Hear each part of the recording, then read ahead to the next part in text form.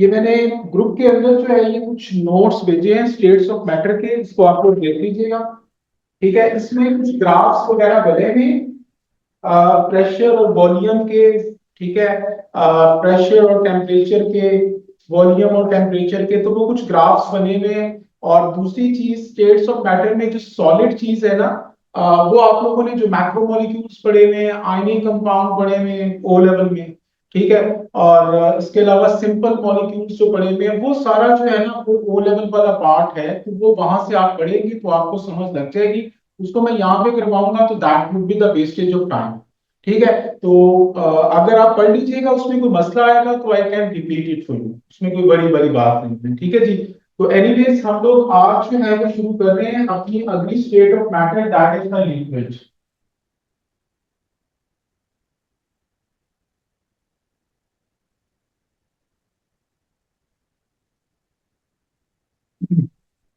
अच्छा मेरे बच्चों, लिक्विड, सारे बच्चे वो नोट्स डाउनलोड करके जो सॉलिड वाला पार्ट है उसको आप लोग एक बार पढ़ लीजिएगा, वो एग्जैक्टली ओ लेवल वाला पार्ट है।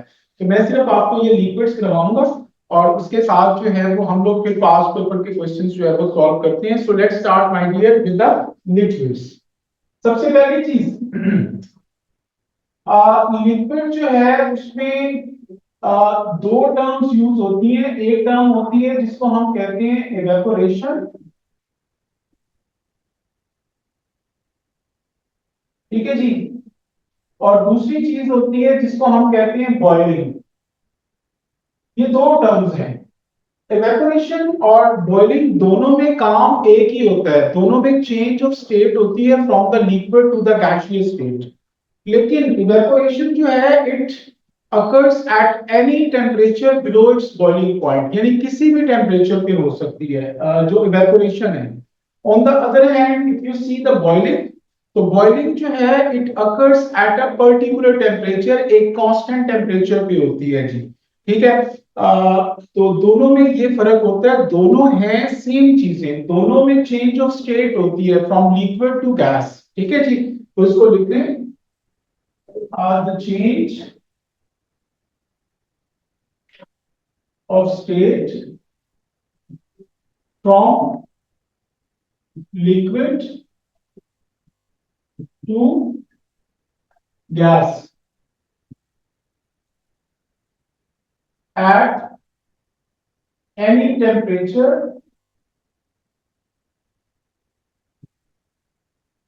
below its boiling point is called evaporation। ठीक है जी। और on the other hand boiling क्या होती है, इसमें भी चेंज ऑफ स्टेट होती है लिक्विड से गैस में, but it is at a constant temperature. ठीक है जी, तो change of state from liquid to gas at a constant temperature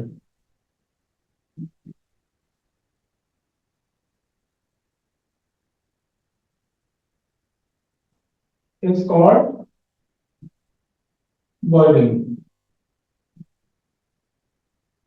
ठीक है बच्चों, तो ये दो आप लोगों की जो है वो टर्म्स हैं, एक इवेपोरेशन और एक बॉइलिंग। दोनों में लिक्विड से गैस बनती है, सिर्फ फर्क क्या है कि इवेपोरेशन किसी भी टेम्परेचर पे हो सकती है बिलो इट्स बॉइलिंग पॉइंट, जबकि बॉइलिंग जो है वो एक कांस्टेंट टेम्परेचर पे होती है जी। ठीक है, एक और चीज बॉइलिंग के बारे में सुन लें कि जब बॉइलिंग होती है मेरे बच्चों तो उसमें होता क्या है वो जरा सुन लें। जब आप किसी लिक्विड को हीट करते हो तो उसके वेपर्स बनते हैं, यानी उसकी गैसियस फॉर्म जो बनती है उस लिक्विड की, वो वेपर्स हैं।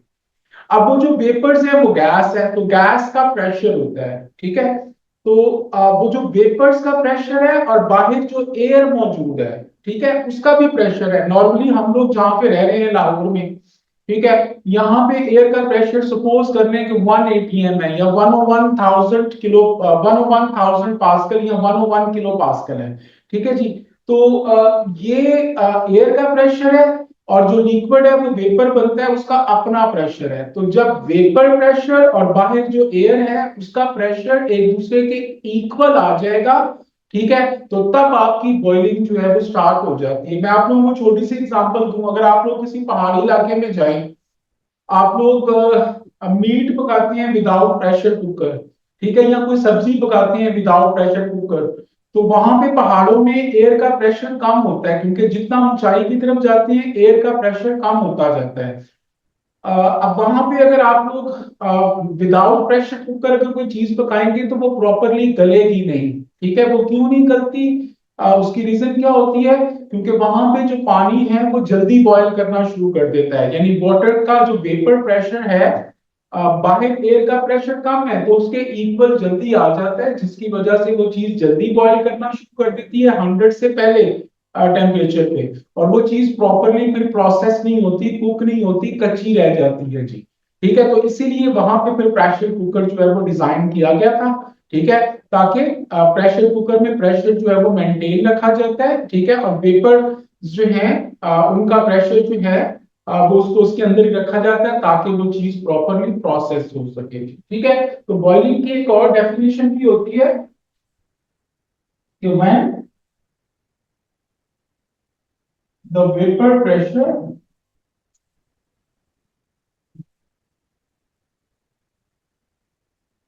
of a liquid becomes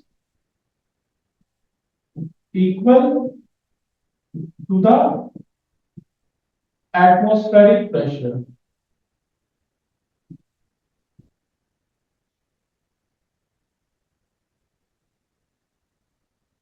तो बॉइलिंग स्टार्ट, यानी मैं आपको अगर एक छोटी सी एग्जांपल दूं कि आप ये कमरा है, इस कमरे में मैं अगर एक पानी का ग्लास पड़ा हुआ है और उस पानी को मैं बॉयल करना चाहता हूँ, आप लोगों को कोई अगर ये कहते हैं कि भाई पानी को आपने रूम टेम्परेचर पे बॉयल करना, तो बड़ा आसान सा तरीका है यार, कि इस रूम में से एयर का प्रेशर आप लोग कम करते जाओ। जब एयर का प्रेशर कम कर दोगे तो भाई जो नॉर्मल इवेपोरेशन हो रही है, वेपर्स बन रहे हैं, तो वो वेपर्स का जो प्रेशर है वो एटमॉस्फेरिक प्रेशर के जल्दी इक्वल आ जाएगा, तो वो चीज रूम टेम्परेचर पे ही बॉयल होना शुरू हो जाएगी, ठीक है जी। तो हमेशा बॉइलिंग तब होती है जब when the vapor pressure of the liquid that becomes equal to the atmospheric pressure. Everyone got it? Yes sir. अच्छा जी, उसके बाद मेरे बच्चों अगली जो चीज है, आपका जो रेट ऑफ इवेपोरेशन होता है, रेट ऑफ इवेपोरेशन, ठीक है जी। So rate of evaporation, my dear students, that is directly proportional to the temperature,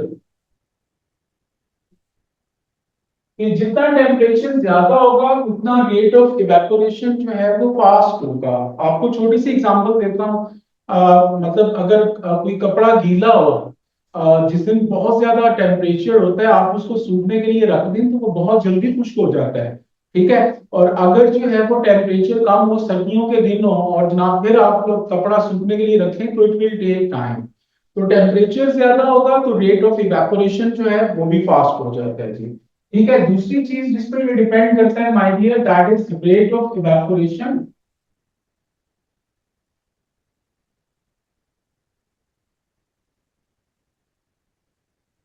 rate of evaporation that is inversely proportional to the intermolecular forces of attraction। ये IMF का मतलब जो है वो intermolecular forces है, intermolecular forces of attractions,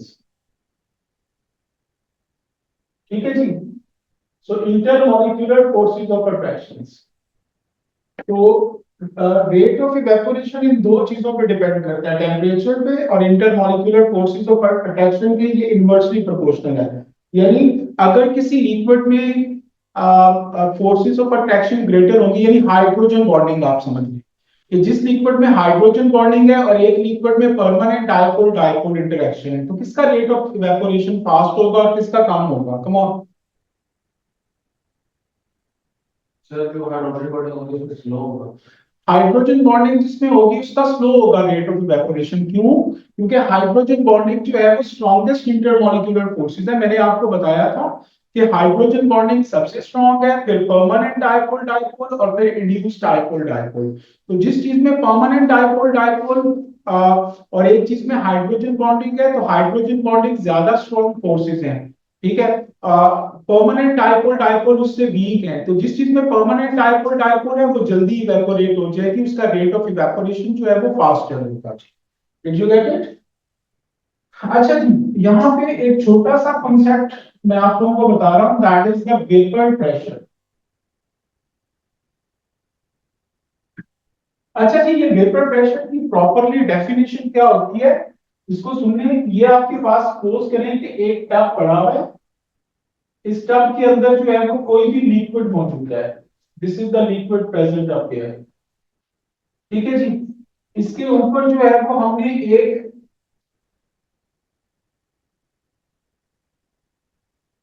ये जो है एक बर्तन रखी है। ठीक है जी।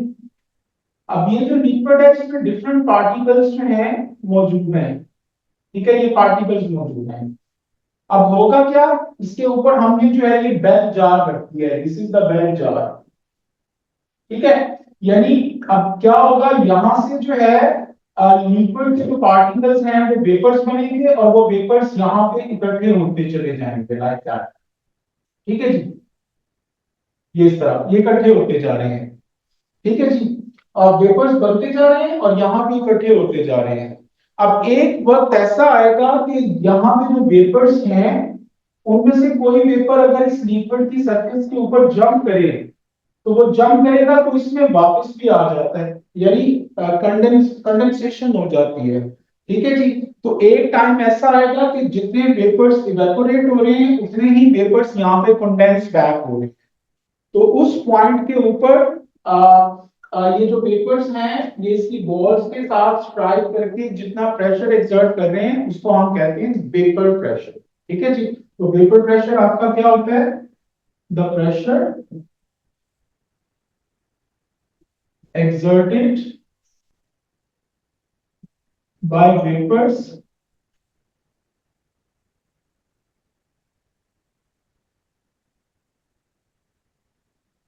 when the rate of evaporation is in equilibrium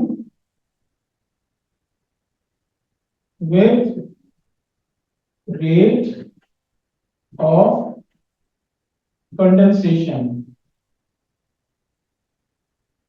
is called vapor pressure। ठीक है जी। तो वेपर प्रेशर जो है मेरे बच्चों तब होता है कि जब रेट ऑफ इवेपोरेशन और रेट ऑफ कंडेंसेशन ये दोनों जो आपके पॉइंट्स हैं ये इक्विलिब्रियम में आ जाए, यानी जितने वेपर्स बन रहे हैं उतने ही वेपर्स कंडेंस बैक भी हो रहे हैं। तो उस इक्विलिब्रियम पॉइंट के ऊपर ये जो वेपर्स हैं ये इस बेल जार की वॉल्स के साथ जाके स्ट्राइक करके जो प्रेशर एक्सर्ट करते हैं उसको हम कहते हैं वेपर प्रेशर। ठीक है जी। अच्छा जी, यहाँ पे जो है वो हम लोग एक एग्जांपल ले लिए। ये देखिए, ये आप लोगों का यहाँ पे है जी वेपर प्रेशर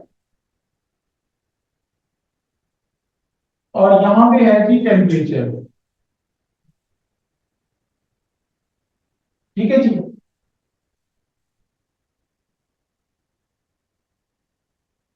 अब वेपर प्रेशर जो है मैं यहाँ पे ले रहा हूँ 101 किलो पास्कल। 101 किलो पास्कल का मतलब जो हमारी एयर का प्रेशर है। ठीक है, 101 किलो पास्कल। ठीक है जी, वो मैंने ले लिया है। जब भी किसी भी लिक्विड का जो वेपर प्रेशर है वो इसके इक्वल हो जाएगा 101 किलो पास्कल, तो वो चीज बॉयल करना स्टार्ट कर देती है। अब यहाँ पे मैं तीन लिक्विड्स ले रहा हूँ। ये देखिए जी, ये मैंने पहला लिक्विड ले लिया, ये दूसरा ले लिया और ये मैंने तीसरा लिक्विड ले लिया। ये जो पहला मैंने लिक्विड लिया है, ठीक है, इसका नाम है जी इथो ऑक्सी इथेन।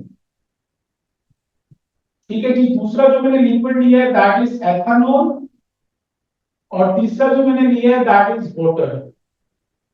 इसको 40 डिग्री सेल्सियस पे ये बॉयल होना शुरू हो गया है, और ये वाला 78 डिग्री सेल्सियस पे बॉयल होना शुरू हो गया है, और ये वाला 100 डिग्री सेल्सियस पे बॉयल होना शुरू हो गया है। ठीक है जी। अब हम इनका जो है वो कंपैरिजन करते हैं बच्चों। If you look up here, ethoxyethane, ethoxyethane का फॉर्मूला देखें पहले। इथो ऑक्सी इथेन, तो इथो ऑक्सी इथेन का फॉर्मूला होता है CH3 CH2। ये इथो का मतलब दो कार्बन है, आगे ऑक्सी यानी ऑक्सीजन है, और फिर आगे इथेन है, तो दो कार्बन फिर है CH2 एंड CH3। ठीक है जी। तो इसको मैं यहाँ पे भी एक और मॉलिक्यूल लेके इसको ड्रॉ कर देता हूँ। ये ऑक्सीजन, ये CH2 एंड CH3। अब यहाँ पे अगर आप लोग चेक करें मेरे बच्चों, तो ये ऑक्सीजन जो है इसकी इलेक्ट्रोनेगेटिविटी ज्यादा है, तो ये पार्शियल नेगेटिव होगा, और ये जो कार्बन है इसके साथ ये ऑक्सीजन जुड़ा हुआ है, तो carbon is partial positive, carbon is partial positive, hydrogen partial positive नहीं है। तो इसमें ये जो कार्बन है इसको ये वाला ऑक्सीजन अपनी तरफ अट्रैक्ट करेगा। ठीक है जी। ये इस तरीके से इसमें परमानेंट डायपोल डायपोल इंटरेक्शंस होंगी, परमानेंट डायपोल डायपोल इंटरेक्शंस। ठीक है। Permanent dipole dipole interactions they are the weaker forces than hydrogen bonding. ठीक है। इसके कंपैरिजन में अगर हम लोग दूसरी चीज देखें, एथेनॉल। ठीक है जी, एथेनॉल। तो एथेनॉल में मेरे बच्चों ये देखें जी, ये C2H5 दो कार्बन है, और उसके साथ O और H लगा हुआ है। इसी तरीके से ये एक और मैं एथेनॉल बना रहा हूँ C2H5, तो इसमें ऑक्सीजन पार्शियल नेगेटिव है, hydrogen is partial positive, partial negative hydrogen is partial positive, और इसके पास लॉन पेयर भी मौजूद हैं, लॉन पेयर भी मौजूद हैं। तो मैंने आपको पहले बताया था कि फ्लोरीन ऑक्सीजन या नाइट्रोजन आपके पास हो, और दूसरी तरफ पार्शियल पॉजिटिव हाइड्रोजन हो, तो वो आपस में मिलकर हाइड्रोजन बॉन्ड बनाते हैं। तो ये हाइड्रोजन बॉन्ड बनेगा इस तरीके से, ये हाइड्रोजन बॉन्ड बनता चला जाएगा। So these are having the hydrogen bond. तो इसमें हाइड्रोजन बॉन्डिंग होती है जी। ठीक है जी, हाइड्रोजन बॉन्ड। ठीक है। तो इसीलिए इसको ज्यादा टेम्परेचर लगता है, इथोऑक्सीथेन से ज्यादा टेम्परेचर लगता है to make its vapour pressure equal to 101 kilo pascal, यानी बॉयल होने के लिए। उसके बाद जो है वो वाटर पे आ जाए, तो वाटर जो है इसमें HO और H, फिर ये HO और H। So this is partial negative, the hydrogens they are partial positive. This is partial negative, the hydrogens they are partial positive. तो ये इसके पास लॉन पेयर मौजूद है जी, लॉन पेयर मौजूद है, लाइक दैट। ठीक है जी। यहां से इसकी तरफ आप लोग ये हाइड्रोजन बॉन्ड बना दें, लाइक दैट। तो ये हाइड्रोजन बॉन्ड जो है वो बन रहे हैं, ये भी हाइड्रोजन बॉन्ड है। सो this is water, this is also having the hydrogen bond, hydrogen bond. ठीक है जी। तो हाइड्रोजन बॉन्ड जो है मेरे बच्चों को यहाँ पे भी है, यहाँ पे भी है। ये वाले जो हाइड्रोजन बॉन्ड है दे आर वीकर। ये क्यों वीकर है? क्योंकि इसमें एक एथेनॉल के मॉलिक्यूल के साथ कितने हाइड्रोजन बॉन्ड बने हुए हैं वो आप गिन लें। ये एक, ये दो और तीन, तीन हाइड्रोजन बॉन्ड बने हुए हैं फॉर ईच एथेनॉल मॉलिक्यूल। ये देखें, इस एथेनॉल के साथ ये एक, दो और तीन। जबकि वाटर के मॉलिक्यूल में अगर एक वाटर मॉलिक्यूल आपको मिले तो 1 2 3 एंड 4, फोर हाइड्रोजन बॉन्ड बने हुए। तो वाटर की जो हाइड्रोजन बॉन्ड है they are more stronger as compared to ethanol, so that is why it requires more temperature to become to make its vapor pressure equal to the atmospheric pressure। तो जब भी vapour pressure atmospheric pressure के equal हो जाएगा तो आपको पता है कि बॉइलिंग जो है वो स्टार्ट हो जाती है। तो 100 डिग्री सेल्सियस पे जो है ये चीज बॉयल करना शुरू कर देती है। Did you get it? Okay my dear students, now we are going to start with the solids. Solids जो है उसके लिए हम लोग वर्ड क्रिस्टल्स भी यूज करते हैं। ठीक है जी। सॉलिड या क्रिस्टल, दोनों का मतलब जो है वो सेम होता है, सॉलिड और क्रिस्टल। ठीक है जी। सॉलिड चीज को हम लोग क्रिस्टल का भी नाम देते हैं। तो हमारे पास जो सॉलिड्स हैं नेचर में वो डिफरेंट टाइप्स के होते हैं। सबसे पहले हम हमारे पास हैं मेटालिक क्रिस्टल्स। ठीक है जी। मेटालिक क्रिस्टल्स जो है इनमें आपको पता है मेटालिक बॉन्डिंग होती है। ये मैंने नोट्स भेजे हैं ग्रुप के अंदर, A1 के ग्रुप के अंदर, आप लोग वहां से देख लीजिएगा। उसमें सॉलिड का जो सारा पार्ट है उसमें डिफरेंट एग्जांपल्स के साथ ओ लेवल वाली चीजें हैं। तो मैं उनको रिपीट नहीं करना चाह रहा, आप लोग वहां से उसको जो है वो देख लीजिएगा, पढ़ लीजिएगा, यू विल गेट इट।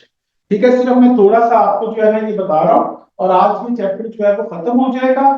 ठीक है जी। और आप लोग जो है इसकी टॉपिकल पास्ट पेपर सॉल्व कर लीजिएगा, wherever you are stuck you could ask me. ठीक है। मेटालिक क्रिस्टल्स में मेटालिक बॉन्डिंग होती है। और मेटालिक बॉन्डिंग आप लोगों ने पढ़ा हुआ है, क्या होता है आपके पास पॉजिटिव आयंस का लैटिस होता है इस तरीके से। और ये पॉजिटिव आयंस का जो लैटिस है ये मूव नहीं कर सकता, अपनी जगह पे जो है वो फिक्स होता है। और इसके बीच में जो है ये सी ऑफ इलेक्ट्रॉन्स जो है वो प्रेजेंट होते हैं लाइक दैट।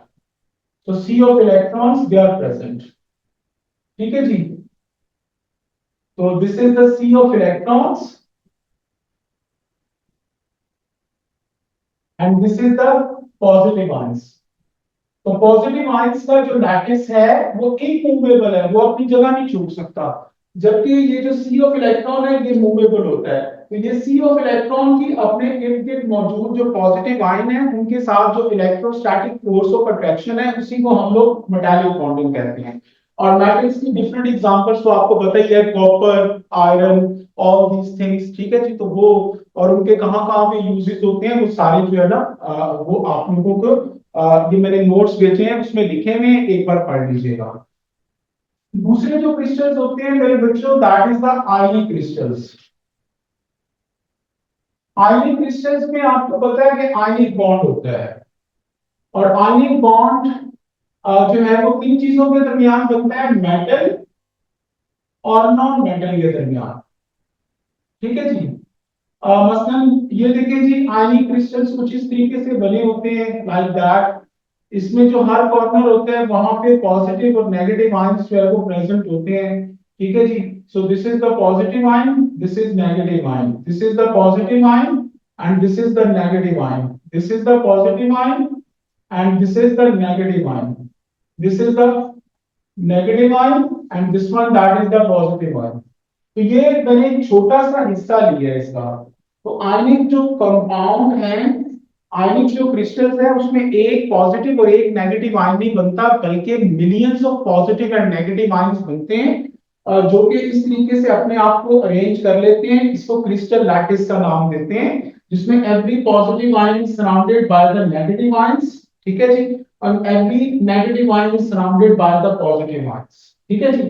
तो ये आयनिक क्रिस्टल्स, इसकी example sodium chloride, magnesium oxide, और उनके कहाँ कहाँ पे यूजेस होते हैं वो सारे मैंने जो आपको नोट्स भेजे हैं उसमें लिखा हुआ है, उसको एक बार पढ़ लीजिएगा आप लोग। ठीक है जी। उसके बाद थर्ड जो आपका है मेरे बच्चों that is the macromolecular crystals.